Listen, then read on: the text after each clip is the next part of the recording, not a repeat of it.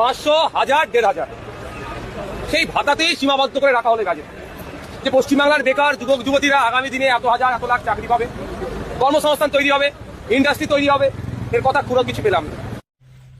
নওশেখ সিদ্দিকী কি বললে শুনলেন তো সবাই? তো দিদি শুধু লক্ষ্মীর ভান্ডারই দেবে, ঠিক আছে? লক্ষ্মীর ভান্ডার, কন্যাশ্রী, রূপশ্রী, বেকার ভাতা, বিধবা ভাতা সব দেবে। দেবে না শুধু কাজ আর চাকরি। তো আমি ওইসব লোকদের বলতে চাই, যারা নেতাদের পিছনে ঘুরে ঘুরে জয় বাংলা বলছো, তো যারা আমার মতো সাধারণ মানুষ, নেতারা নাই দিদির কাছে কমিশন নিয়ে পেট ভর্তি করতেছে, তো আপনাদের লক্ষ্মী ভান্ডারে পেট ভর্তি হবে তো?